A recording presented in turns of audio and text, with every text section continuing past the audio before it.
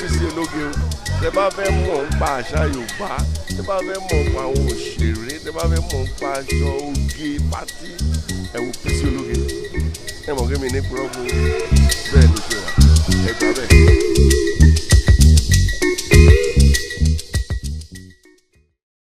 Ẹjọ́ tó bá dijọ́ Sátọ̀dé tó ń bọ̀ ìtàlẹ́ fẹ́ di gómìnà tìyín fún torí mi gbé gómìnà tèmi wá ṣe rí gbogbo àwọn tó ń dupò gómìnà pátápátá ẹbí mi ará mi ojúlùmọ̀ mi ni gbogbo wọn eléyìí ò kì í ṣe Yíbò Haúsá tàbí Yorùbá ìkankan náà ni gbogbo wa wọn Nàìjíríà ni ṣùgbọ́n gẹ́gẹ́ bí ọmọ Èkó tí wọ́n forí mi sọ̀kalẹ̀ síbí ọmọ Badagry ni mí bẹ́ẹ̀ olóyè ni mí nílùú Èkó tí mo dẹ̀ ń ṣiṣẹ́ nílùú Èkó mi ò ní lajú sílẹ̀ kí ìlú Èkó kó tójú tèmi bàjẹ́ mi ò dẹ̀ ní bá wọn fọwọ́ kún láti ti ìlú Èkó ṣubú nítorí mi ò kì í ṣọmọ àlè ẹ má gbàgbé pé tídìí bá bàjẹ́ tán tó nídìí ló ń dà tí ìlú Èkó bá wó èmi indigene yìí àti àwọn indigene ẹgbẹ́ tèmi nìkan ló máa kù fún di èyí mi ò ní lajú sílẹ̀ kí ìlú Èkó bàjẹ́ ẹni tí mo gbé wá náà fún yín ni gọ́vnà Babajide Sanwo Olu ó ti ṣọdún 4 sẹ́yìn gbogbo wa ti rí kó ṣe dáadáa ẹ jẹ́ ká fún láyè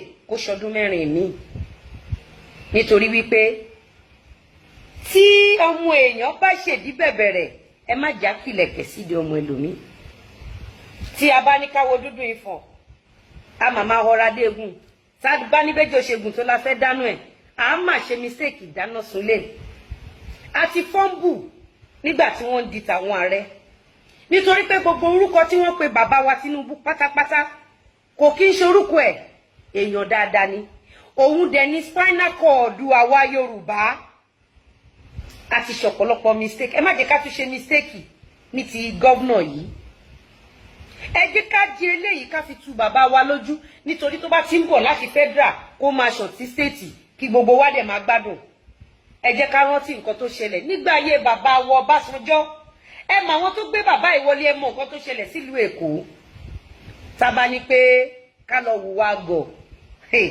tó bá tún lọ rí bí bẹ́ẹ̀ yẹn tábà ní ẹni tó ń bọ̀ ẹni ẹlẹ́ni ṣó ní connection ṣó ní strength ta ló mọ̀ ta ló ó yẹ yín gbogbo wọn pátá ni mo fẹ́ràn ẹbí mi ni wọ́n ará mi ni wọ́n mi ò ṣe politician oníṣòwò lásán lásán ni mí mi ò dẹ̀ gba kọ́bọ̀ lọ́wọ́ anybody abẹ́ gbórúkọ mi ibi tán ti ń pín owó never mò ń ṣe léyìí gẹ́gẹ́ bí ọmọ bíbí ìlú Èkó láti Badagry tí ìlú mi ò gbọ́dọ̀ bàjẹ́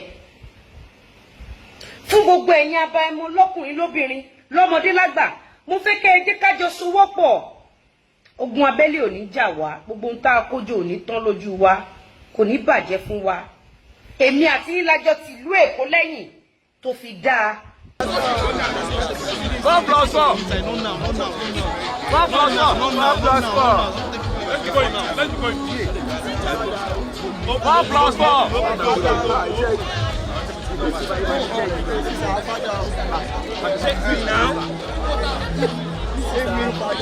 Wahala. Let's keep going. Let's keep going.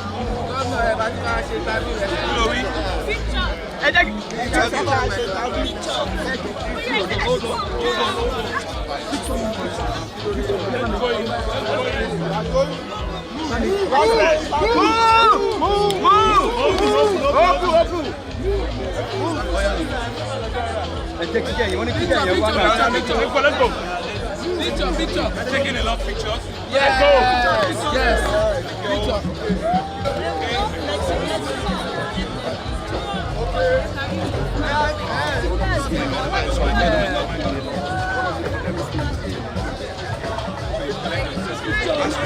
Yeah, that's my governor. That's our governor. Youth governor. That's our picture. Sir, one question. This way.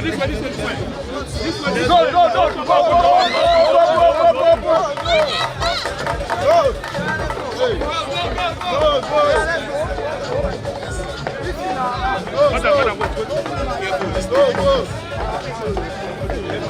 2023. Go. 2023. Go. I beg, don't go for that here.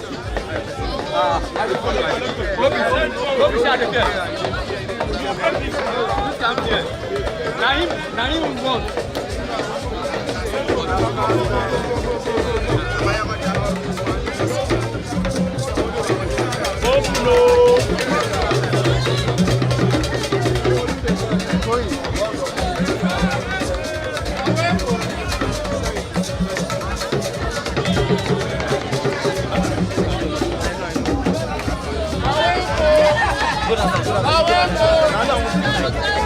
They want that governor something. They want that governor something. They want that something.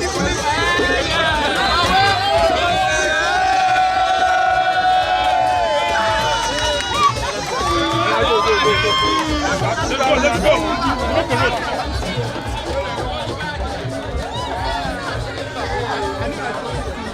Èkó ní bàjẹ́. Èkó ní bàjẹ́.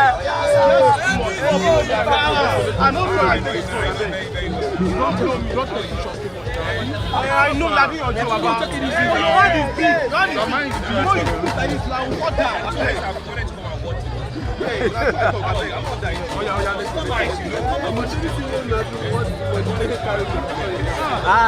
Don't be forty, though.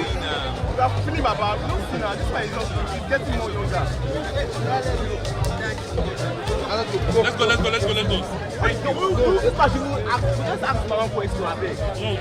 Thanks for watching this video. Please don't forget to click on subscribe button. Kindly comment and share. We drop new videos daily. Thank you. God bless you.